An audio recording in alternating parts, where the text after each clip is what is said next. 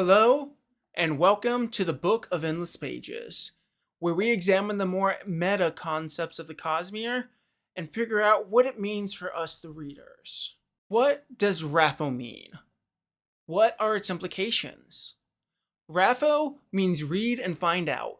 It was originally popularized by Robert Jordan, and Brandon more or less inherited its use. It is used in several different contexts. When used on the forum by fans, it means that what you're asking is answered later on in the books. When used by Brandon, it can have several different meanings. The first and most common usage of it is to answer a question that has the potential to be a spoiler. Now, the thing to be careful about is that it does not mean that someone's on the correct path.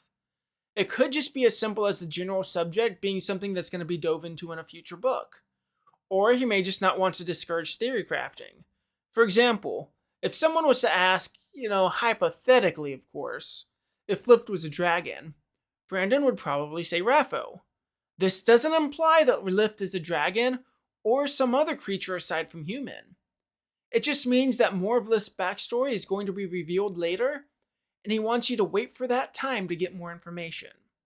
Keep in mind that even stating that something is exactly as it seems can still be considered a spoiler if there's room for other interpretations. Brandon will mainly clarify if he meant for it to be a reveal, but people are wanting confirmation. A good example of this is when Thydakar's true identity was revealed. When asked about it in the livestream post Rhythm of War, he did clarify that who everyone was assuming he was is correct. The second usage is for things that Brandon isn't quite ready to canonize yet. He still may want to have some wiggle room in the future to change his mind on something, and while WOBs are still technically not canon and can be changed at any time, he wants them to have a certain level of credibility.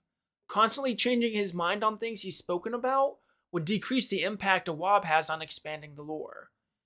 An example of this is when he was asked about how many shards have been splintered. He verified the ones that have been splintered, but said that he didn't want to canonize anything else. The third is if it's something he isn't quite sure of and needs to do personal research to figure out. This usually falls into one of two categories. The first is a science question where he needs to determine exactly how the magic would interact. An example of this would be talking about the steel plates in the Steel Ministry caverns not rusting.